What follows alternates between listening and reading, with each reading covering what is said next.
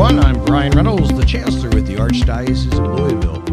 Welcome to our podcast series, What's New in ArchLou. This show highlights the people and ministries of the Archdiocese of Louisville, the Catholic Church in Central Kentucky. Join us each month as we welcome new guests to discuss what's new in the Archdiocese and invite you to get involved in the people, events, and activities of our local church. Deepen your engagement with your own Catholic faith. This program is brought to you by the ArchLou Podcasts Network. Today, we have a really exciting show. We have a special guest, Father Dustin Hungerford, a newly ordained priest for the Archdiocese of Louisville. In fact, our newest ordained priest for the Archdiocese. Father Dustin was ordained by Archbishop Shelton Fabre last May and is now serving as associate pastor of both St. Margaret Mary and St. William parishes. So, welcome, Father Dustin. Thank you, Dr. Reynolds. It's good to be here. I just want to point out I am the newest, but not the youngest priest in the diocese. I say that for my brother priests okay. that count. We'll steer away from the age question then. Yes. Okay, very good. Father Dustin, we invited you for this show for lots of reasons, but in particular, as one of our new priests to talk about priesthood especially during this month, which we observe Vocations Awareness Month. Before we get into those questions, I'm going to ask you about priesthood. I want to ask you to briefly introduce yourself to our audience. Yeah. So my name's Father Dustin Hungerford. I'm a son of the South End of Louisville from PRP. I went to public school actually before about K-8. But in high school, I went to the preeminent boys' school in the city, DeSales High School. Go Colts! I spent 4 wonderful years there, sort of really busting out of my shell, making wonderful friends, forming relationships that mattered. Went from there to Bellarmine, did 4 years at Bellarmine. Then I taught after that for 5 years at a couple of them at one at Mercy, 3 at Sacred Heart, and 1 at Holy Cross. I loved teaching. During that time, I was trying to figure out my vocation. And so I went for a period and tested religious life out. I was a Carmelite brother for about 1.5 years and decided I liked the vocation but not community life. Okay. And so I came back into the diocesan program, and here I am. Very good. So. Thanks for that story. Tell us what, I know everybody has their own vocation story, but what was it about priesthood that attracted you? When I was a kid, I would have said it was the free house and probably, the Sunday only job would have been But we're going to ask you about that in a few minutes. Yes, but I think as I have grown, it's a life dedicated to something bigger, something that maybe I don't have control over, something that matters, that will endure after my little blip is done. Something to that, and an identity, a place of belonging, a place of living out something that's worth doing. Good. Yeah. Were there people who helped you come to that? Oh yeah. So, as I think we would hear from most of us, a priest in our childhood said something or had some kind of impact. For me, it was Father Bill Burks. Who is the Energizer Bunny of our presbyterate. He never stops. He goes and goes and goes. But I'll tell you what the trick was he's always joyful. Uh-huh. Like, even on bad days, like, even when you can tell maybe he's not so happy, which is very rare because he's always bubbly. But even when it's serious, there's a joy that kind of like radiates off. And you can tell that he doesn't really look for awards or anything. He is content with giving his little bit for tending his part of the vineyard, and that fills him with happiness and joy. And that was so attractive to me that I would say, if I look back, that's the initial sort of attraction. Like, what is it about this life that makes you live like that?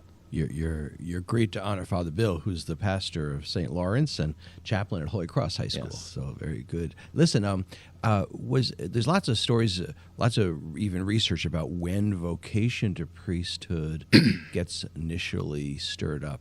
So because it was connection with him, was it in high school before that? No, it was second grade. Really? Yeah, and which is funny because Father Bill Hammer, who is my pastor, also had that experience in second grade. But I can tell you exactly when it happened, if you want to. Please, yeah, okay. That's great. So I was at daycare, of all things, and they gave us these little sheets of paper to draw yourself, when you're an adult. Okay. And I drew myself as a priest, largely in the mold of Father Bill, though I drew myself as taller.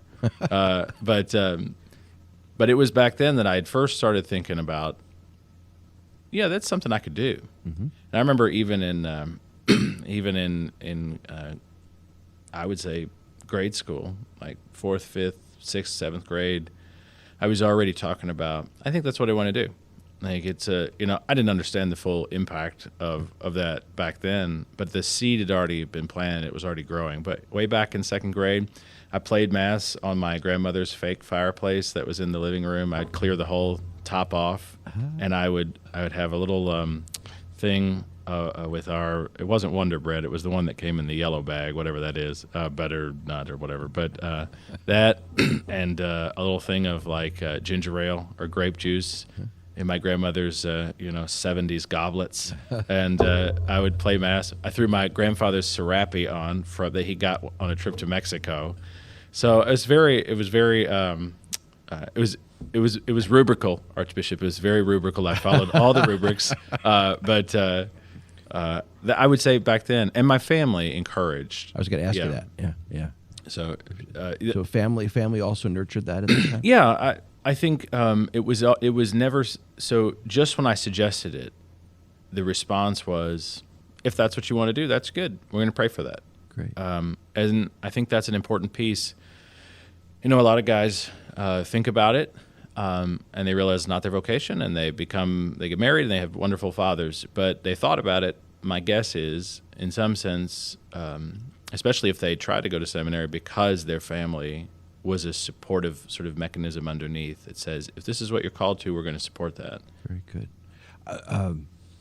I want to talk about what has happened now in your first 6 months. Before does your family have a copy of the picture of you doing that Mass with that serape? No, God, no. Okay. Thank God. Okay, because I was going to ask for a copy. It would be good too. I don't know. Now maybe Grandma snapped one, but I don't know. I just remember, and I would give communion. I'd tear the thing apart and I give communion to the teddy bears. But the first 6 months,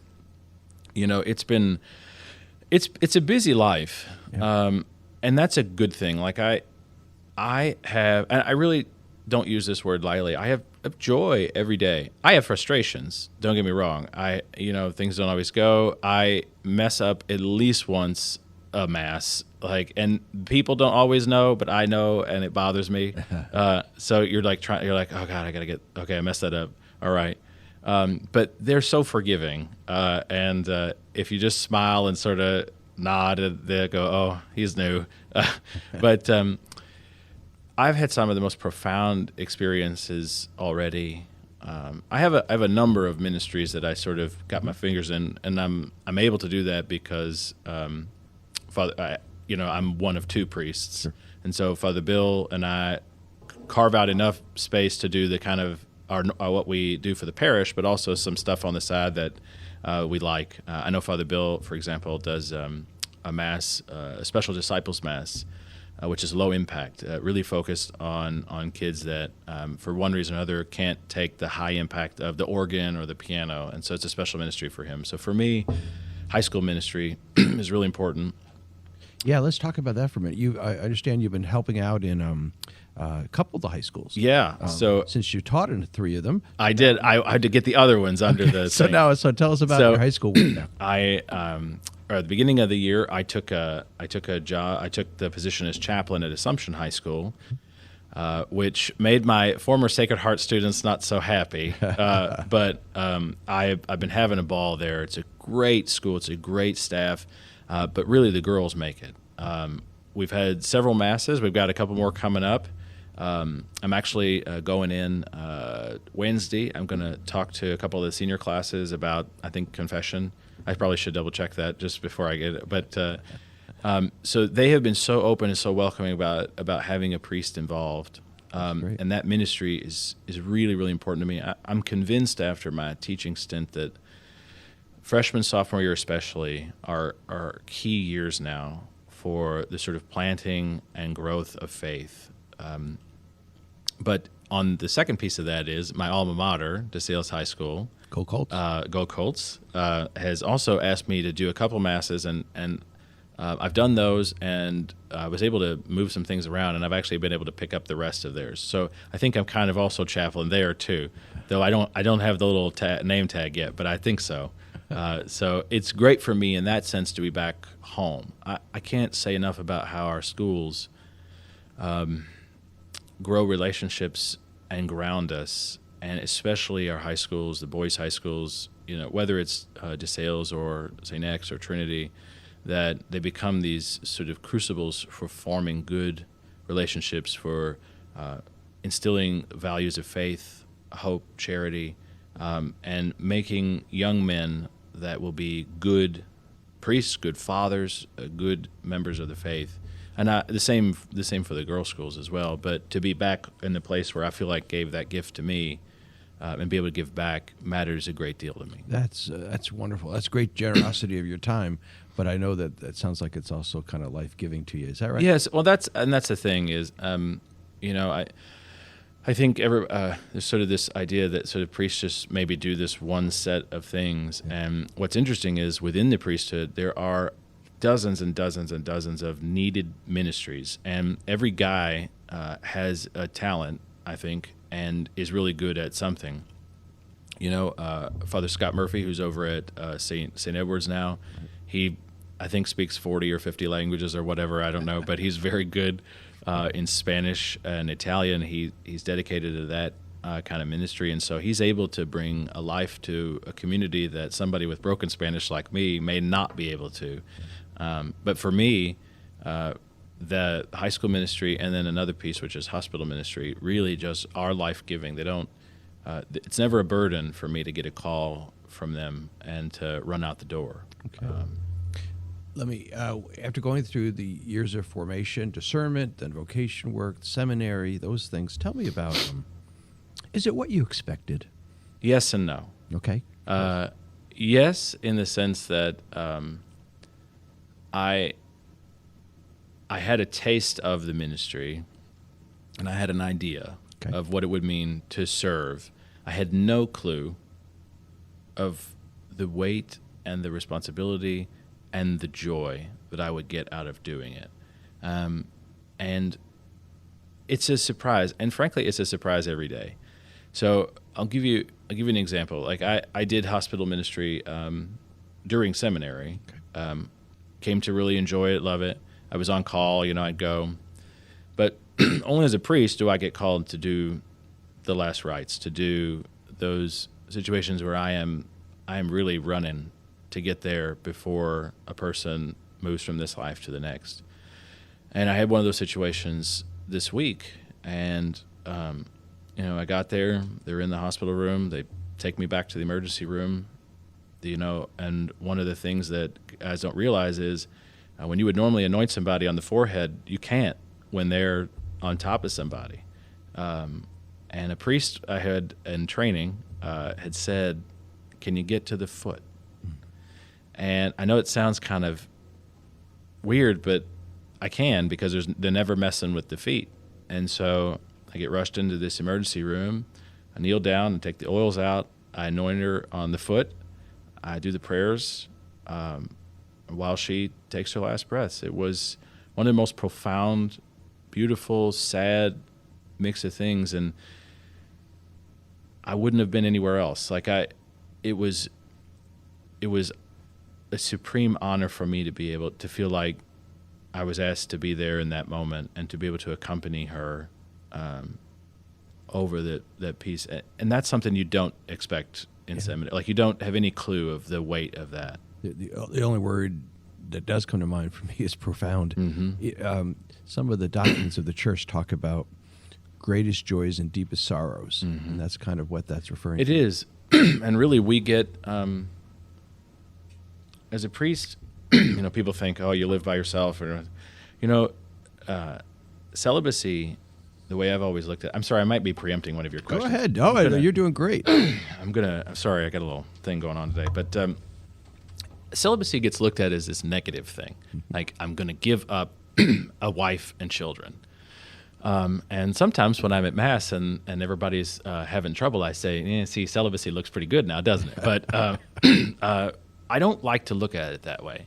Because if it's only a negative, guys will not be interested in it. It needs to be seen for the positive value. I think John Paul II was insistent on restoring this idea of a positive value of celibacy and the gift of it is to the church. And there's a dozen different ways you can look at it, and I'm not saying mine's the right one, but the way I look at it is about radical availability. And I don't mean that I'm just there, you can call me. Yes, obviously, but so you can do that. Protestant ministers who are married can be called to at home. That's not the big thing. What I mean by radical availability is when I walk into a hospital room, my crinkled black shirt and my little, plastic tab, that person knows that in that moment there is nobody else in my world but them. There's nobody at home that I have to make sure I'm attending to. There's nobody. I don't have to pick up the kids. I don't have to do anything in that like that. But that moment, every time, I belong to them. That focus. Yes, yeah. And I will be with them, totally. Okay. And it's a special gift. And for me, right now in my life, that's the way I sort of view the goodness of my promise of celibacy, is that it allows me to do that, and it allows me in many ways to move between families and to have families across the board, whether it's my best friends who have kids that I'm Uncle Dustin to them, not Father Dustin, I'm Uncle Dustin, and we vacation together, or families in the church that I just I go for dinner and I see them. I had one yesterday. A dear friend of mine, her boys are at Immaculata. She called and said, we've had a flag football game. The whole family's out. Come on out. So I came out and watched a game with them. It was wonderful. You're you've hit on the Eucharist celebrations, high school chaplaincy.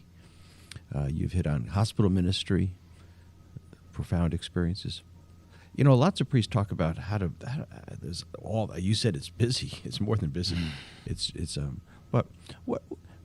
How do you balance life? Do you have any hobbies? Do you have something you do in your spare time? I do. I know you don't have a lot of spare time, but no, you do? I think that's important. So I've had to learn to say no. That's the hardest part about being a new priest. Is you are, especially when it's just me, and there's not. So we got that class we've got coming up has 5 in it, which is really exciting. Yeah. But it's just me, and so I get all the first calls, and I really want to do a lot of stuff. But after the first 3 weeks, when I collapsed one evening in my room right before my day off, it was like 8. I laid down on the couch and I woke up at noon the next day. I thought maybe I got too much on my plate. So unfortunately, I had to start saying no. I had to make 2 rules. One, I have to be really protective of my one day off to make sure that I take time for me to rest and recover. Smart. I have to pray. I have to have the sort of watering of a life of prayer. I'm busy, so I have to fit it in, but that means I have to make time for it. I have to actually build in the 15 minutes in the morning, 20 in the evening to do what I need to do so that I get that sort of spiritual strength. But the other thing is having things that I find enjoyable. So my best friends and their boys, my best friend I met at DeSales in 2004, however many decades ago that was, 20, I think, 20 years somewhere. No, 18 years ago. And I had 2 best friends, really, Aaron and John. And Aaron's married, he's got 2 boys, and we do stuff together. And so a lot of times when I'm off or when I have an evening free, I'll pop over. We eat around the dinner table, and then we play. Once the boys go to bed, we play board games. Or last week we took them to Boo at the Zoo. So that brings me a lot of joy, and I'm able just to be uncle, A lot of times I'm coming from work, so I'm like this. But most nights when I do that with them, I'm able just to throw on my polo shirt, and I can just be uncle at that point. Yeah. Not that I'm not available, Archbishop. I'm always available. I just assume he's lost listening. But it's a way for me to sort of decompress. I read a lot. I love books. I love shopping. I probably love shopping for books even more than reading books. But if you're ever at the Barnes & Noble in Hurstbourne, I'll find you in the bookstore. You will probably find me in there. So there's a lot of ways I like to go to. Keeping friendships, reading, things like that. You got exercise too? Yes, I walk. I've had a lovely weight loss journey the last year and a half or so. It's been great. I'm down about 200 pounds. So bless you. Eating better, walk, get lots of exercise, which for me was not just important for my own health, but it was kind of a spiritual piece in the sense that if the church is investing in me, both time and money, and if they're going to ordain me to serve, I probably should take care of myself so that I can serve for a while. So I do that.